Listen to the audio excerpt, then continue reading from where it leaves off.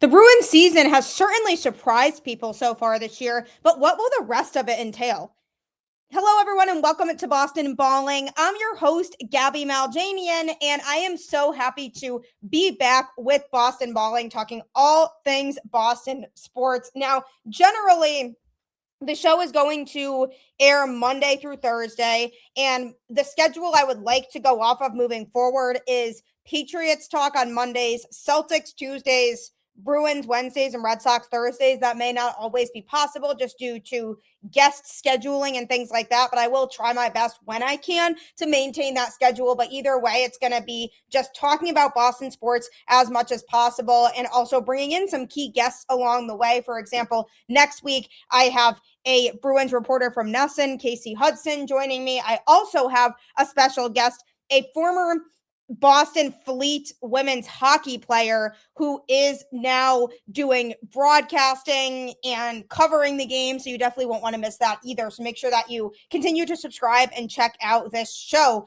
But the Boston Bruins have been having overall an exciting season so far. They currently sit in fifth place in the Atlantic Division with a 28-20-2 record, 58 total points.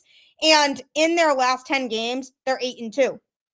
So they go on streaks where they'll string together like 4 or 5 wins in a row, and then they'll suffer a bad loss. And earlier on in the season, they started off really strong, and then they struggled, and then they got back on track. And it's kind of been a little bit of an up and down in that regard, but the highs are usually longer than the lows. So, for example, the periods in which they're stringing together wins is a little bit better than when they're stringing together losses. And that's been due to a lot of different factors. Marco Sturm in his first year as the Bruins head coach, I really like his approach and the way that he has been able to handle motivating this team this season.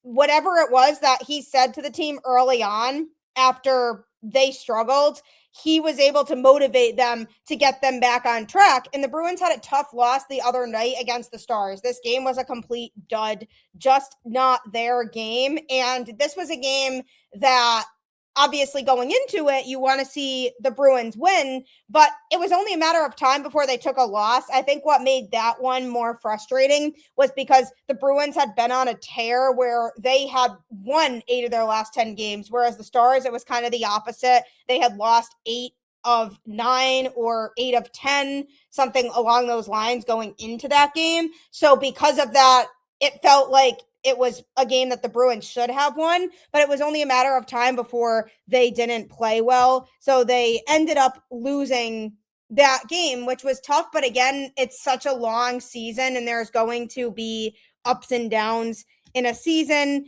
And when you think about a hockey team and what motivates them, hockey is very much a sport where you need to have that firepower from start to finish for all 60 minutes on the ice. It's a very intense and fast-moving sport. It's not like baseball where you can have a bad at-bat and then you go into the next at-bat and you can make up for it. In hockey, you kind of have to bring it from the start. And that's what makes it so special and such a fun sport.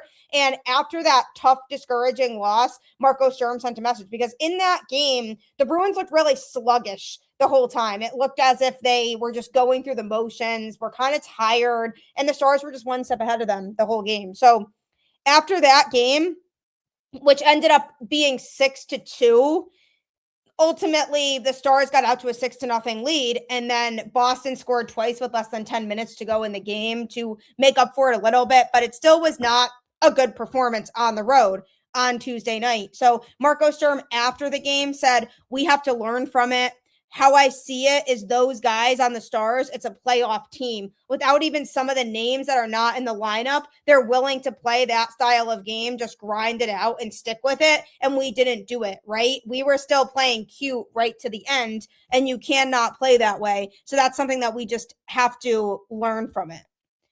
Although Boston was on a 6-game winning streak before the blowout loss, Sturm still expected more from his team. And I really like that. He has high expectations for them. And that's what you need in a coach who's coming in as a fresh face to take over this team with a team that very much was a little bit of a different look from last year. Not as many veterans, young core overall. You want to be able to find ways to motivate them. And Sturm has been able to do that on multiple occasions this season. Earlier on in this season, when the team struggled, they looked like a completely new team after he talked to them. And then even after this loss, basically saying, we need to do more. And that's what's expected. He's setting a high standard for this team. And that's what's going to help them to continue to succeed, is having a coach who is willing to motivate you. And when you win, gives credit. But when you lose, make sure that you're held accountable for that.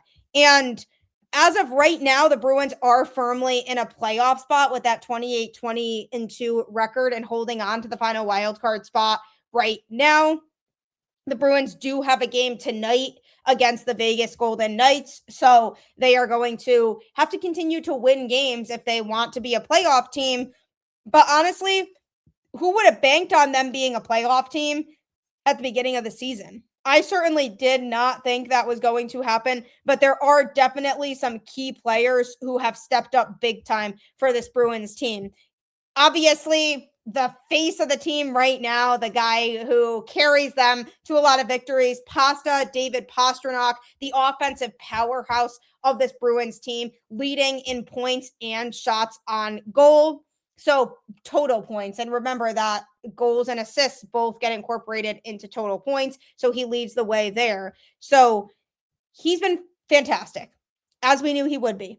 Morgan Geeky is having a pretty big season at center too. A surprising top scorer leading the team in goals. Now, I really like Geeky and I liked what I saw from him last year, but the way he's stepping up this season is a lot more than I expected. And he scored again in that game against the Stars, but prior to that, it had been a bit since he had scored. And I was like, all right, let's get Geeky going again. This would be great because when he's scoring, the Bruins are a hard team to beat. And hopefully he's able to kind of stay on track in that regard. But I really like a lot of what I've seen from him this year.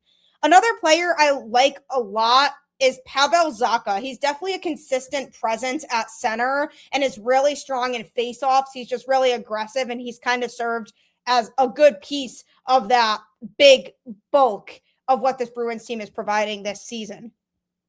Then on the defensive side, Charlie McAvoy, who's a key defenseman leading in time on ice per game, is another player who is a vet that's been around this team and a guy who's going to be good to have as a leader for some of the younger players on this Bruins team moving forward. And it is a Bruins team that has been giving opportunities to young guys this season who maybe haven't had as much exposure, who have been called up from Providence and are getting the opportunities, which is really good. So Charlie McAvoy, definitely a good leader for this team and just provides a lot of minutes on the ice.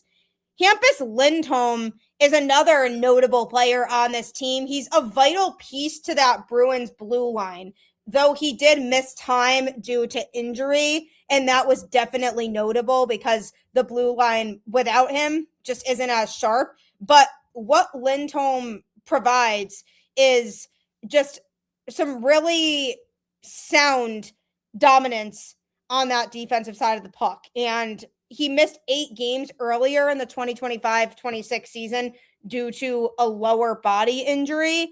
And in early January, he was also placed on injured reserve with an undisclosed injury that was described as more than day-to-day. So unfortunately, he's been battling the injury bug this year. And in 2024-25, so last season, that was also severely limited for him to just 17 games due to a fractured kneecap. So obviously not ideal with the injuries. He is considered a two-way player and is a reliable penalty killer for the Bruins. So when he's out there, it really makes a difference. So the big thing for him is that he needs to stay healthy.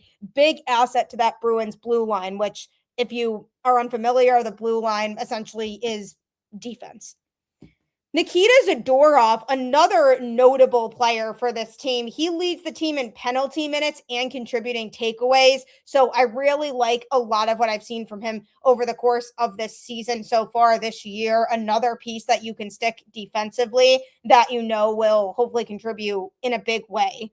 And it kind of goes without saying, but the goaltenders. I mean, Jeremy Swayman, enough can't be said about him. Primary goaltender, really important for stability. Has had some rough games this year, but overall has been super reliable. And Korpisalo, the Bruins' other defenseman, I actually have grown to like him a little bit more, because here was the thing with Joonas Korpisalo earlier on in the season, he would drive me nuts. And he just wasn't nearly as sharp in goal, letting a lot of things by him without seemingly really knowing where the puck even was.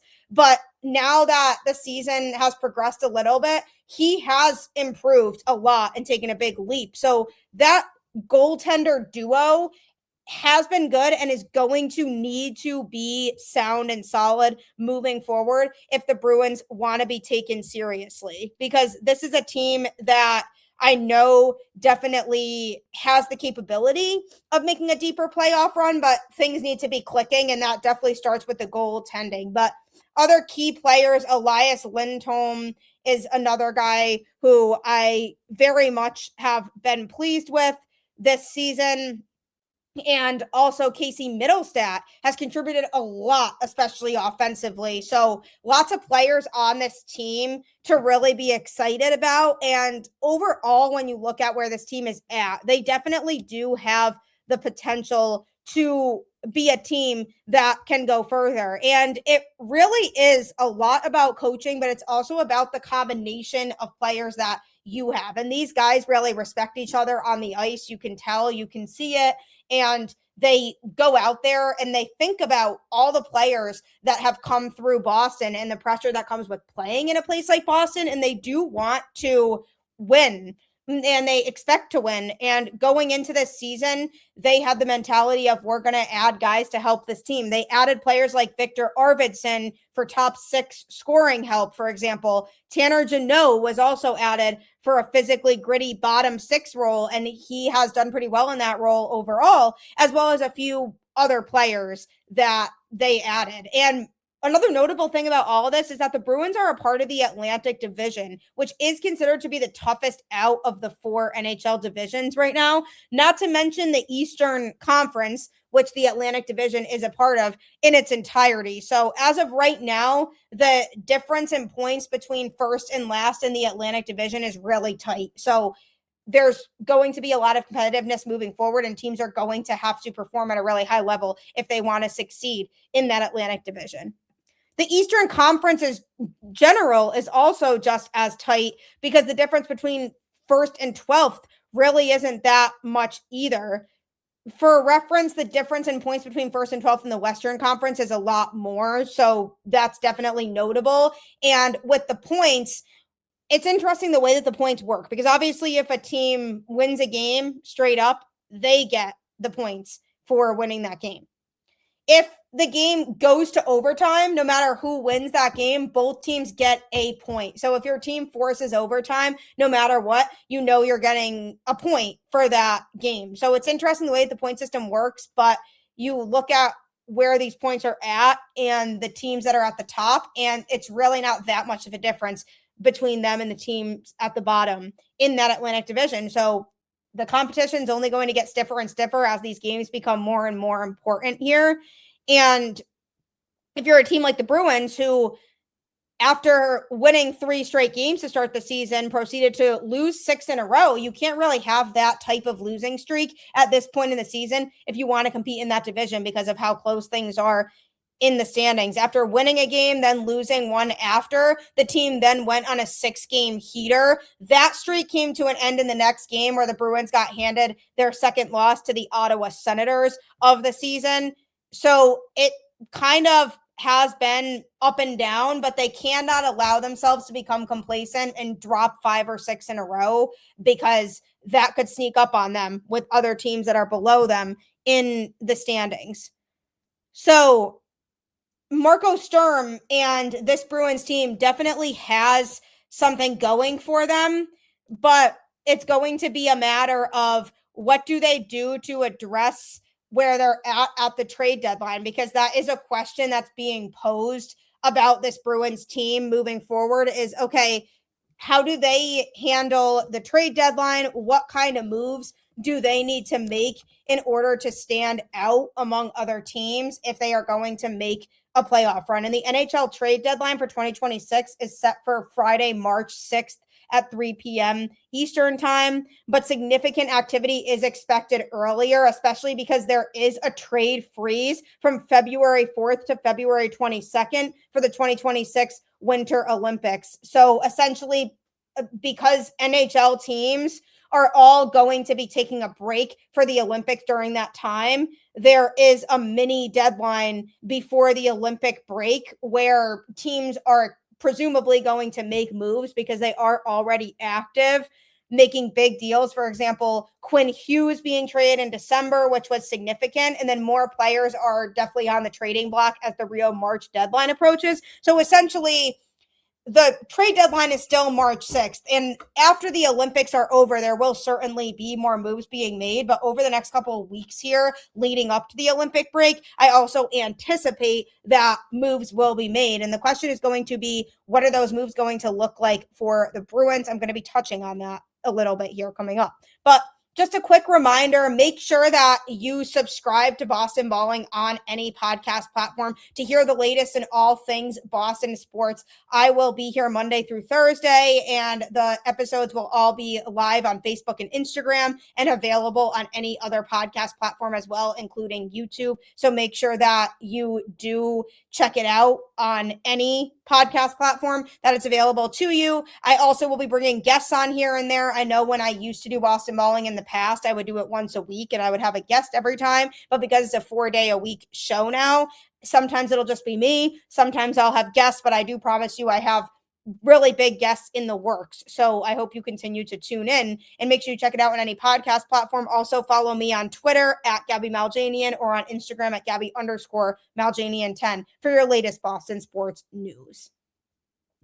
So with where we're at right now in the NHL season, the trade deadline is coming up quickly. And when teams go on the Olympic break, that's only a couple weeks away now, because believe it or not, we're already almost at the end of January, as it's now January 22nd, which is pretty crazy and hard to believe. It goes by really fast. And now this is that time, because there's going to be a quote unquote mini trade deadline before the Olympic break, and then the real trade deadline shortly after that. So between these next couple weeks and then the couple weeks following the Olympic break, teams will be making a lot of moves, and the Bruins have to be in the mix. And the question's going to be, what are they going to actually do at the trade deadline? Because they're kind of in a classic buy, sell, or stand pat dilemma right now, which they could go into it with kind of a half and half approach. And we've seen this happen before, where they're not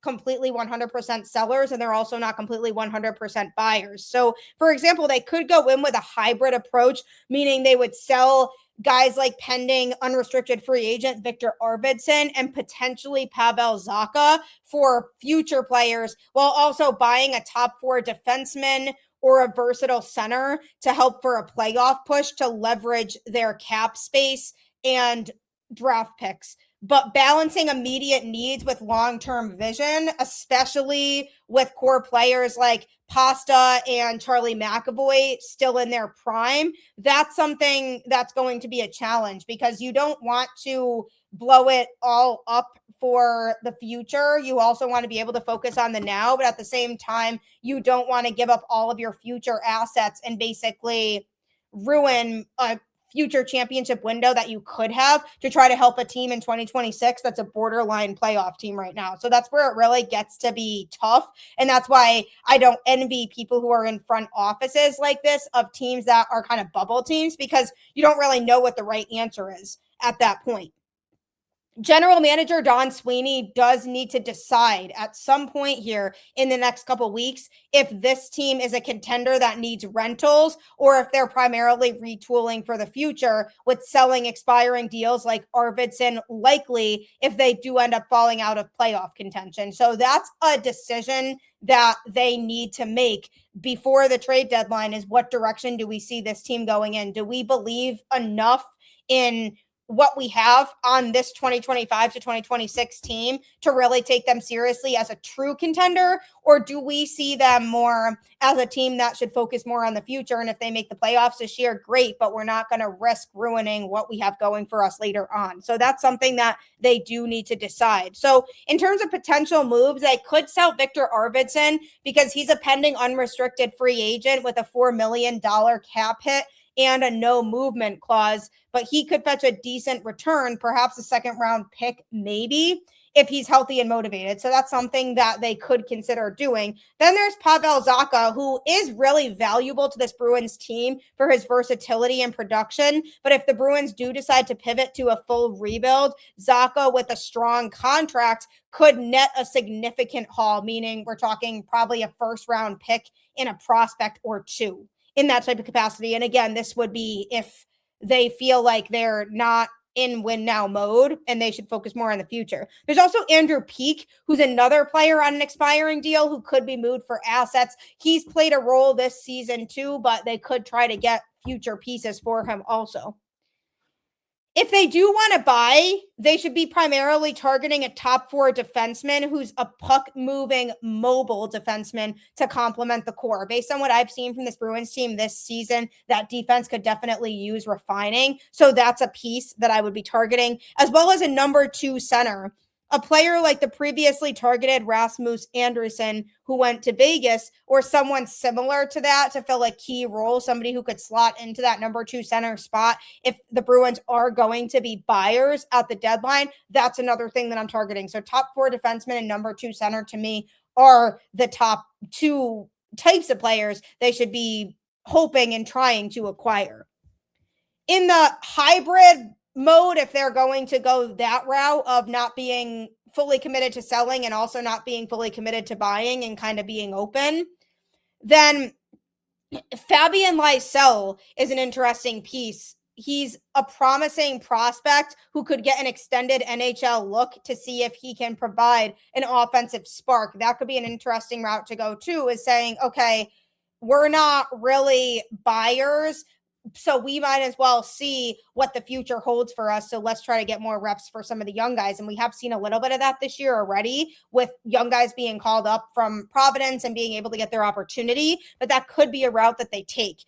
Using cap space, they could act as a third-party salary retainer for other teams to acquire extra draft picks, which would be an interesting route for them to take as well. So lots of different routes that they could take, and there isn't necessarily one right or wrong answer. And especially from a fan perspective, this is why it makes it so difficult for a GM, because if you're a GM and you say, okay, we're going to focus more on the future, so we're not going to be buyers right now, you'll have fans that say, wow, I can't believe they don't believe in this year's edition of the Boston Bruins.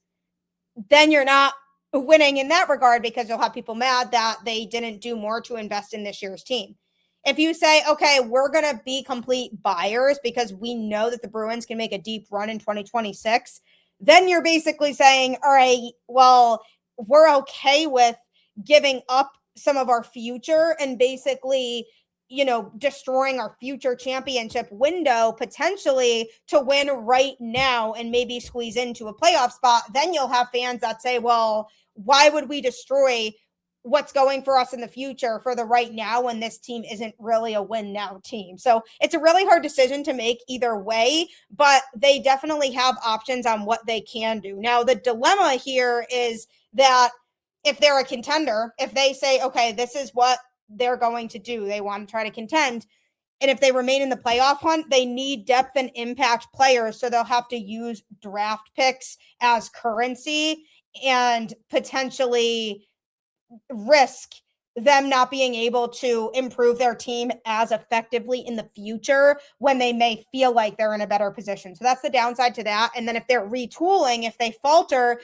then selling expiring contracts for future assets like picks and prospects does make sense. And that would be the logical move to set up for next season and beyond. But that is basically saying, okay, the 2026 team right now, it's going to be really difficult for them to be able to compete against the best of the best. So either way, they could pick one of those lanes, or they could be kind of half in, half out, which we've seen before, where they do kind of a mix of both, which is what I feel they could end up doing. But we have seen the Bruins be buyers even when we haven't thought they were going to be. So we'll have to see if that is what they do. But ultimately, the Bruins' path does hinge on their performance in the coming weeks too, with a potential buy and sell strategy to address both immediate needs and the long-term roster. So again, this is a big thing for them, is how well they play in these next couple weeks. If they want to convince the front office, Sweeney and company, that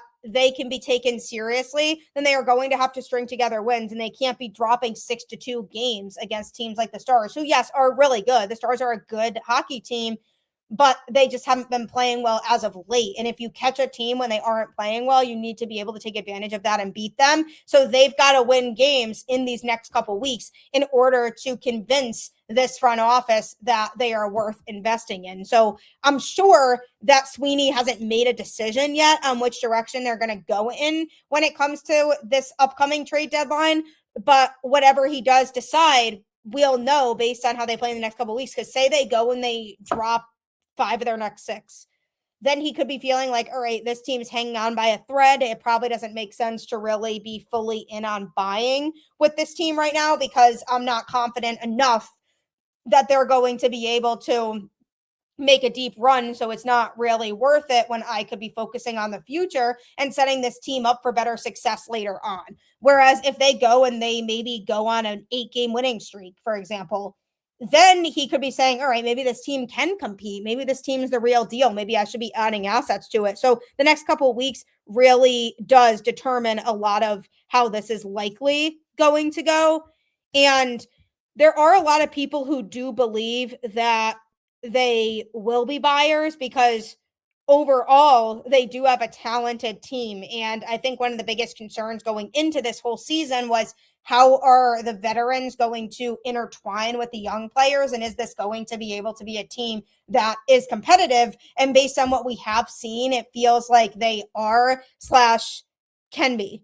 So I am interested in seeing how that goes. But right now, the Bruins definitely do have a bright future based on some of the young talent that they have. And that's something that's really promising.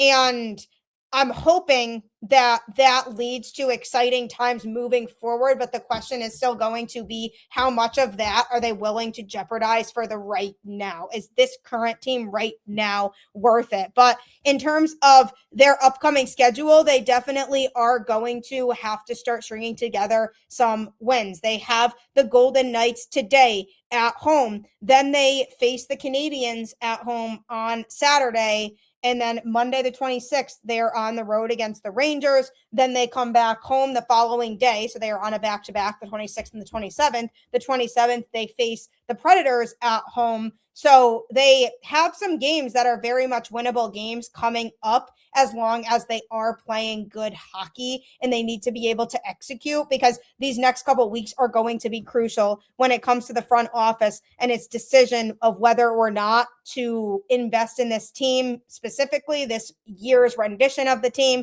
at the trade deadline, or if they are going to be a team that decides to sell and focus more on the future and collecting picks and collecting prospects that could be key assets to their team moving forward down the road beyond this season. So it'll be interesting to see what they end up deciding. But am I excited about where this Bruins team has gone this season? Absolutely, yes. Am I surprised at the performance? Yes. I did not think that they would be close to being a playoff team this year. I thought this was very much going to be mostly a rebuilding year, with the key pieces that they lost after last season and the pieces that they added certainly being good players, but not feeling like they hold the same kind of weight as some of the players that they lost last season. So with where they're at right now, I'm hoping that this really good play continues. And like I mentioned earlier on in the show, those goaltenders need to be able to continue to buckle down. And the Bruins love this 2 goaltender strategy of kind of alternating them primarily. every game as much as they can. And that's something that has worked for them in the past. So I expect that will continue to be the way that things go. Korpisalo, definitely a little bit wishy-washy, but I have liked what I've seen from him a little bit more as of late in terms of being able to control the net a little bit better. Jeremy Swayman, big piece of the puzzle to this team. So there's lots to be excited about moving forward. And if you have a coach at the helm who's going to continue to motivate you, then you can feel excitement about everything that's to come. So we'll see how this plays out. But with these teams right now playing at a high level, the Bruins, the Celtics, the Patriots, who are in the AFC Championship this weekend and will be traveling to Denver. It's a great time to be a Boston sports fan. So that means it's a great time as well for you to subscribe to Boston Balling on any podcast platform. You can also check out my other podcast, Locked On Red Sox, which is my daily show all about the Boston Red Sox. So make sure that you subscribe, you check out these shows, and that you get in on the action on social media and continue to talk about Boston sports with me, because this is definitely a good time to be a Boston sports fan. And will the Bruins be buyers or sellers at the trade deadline? That's definitely a question that still has yet to be answered, but we'll have to see how that all plays out. So thank you so much for tuning in as always. And let's go Boston, let's go Bruins, let's go Celtics, let's go Patriots, let's go Red Sox. The list is endless. Whatever you want to pick, insert your favorite Boston team. Thanks for tuning in, and I'll catch you next time.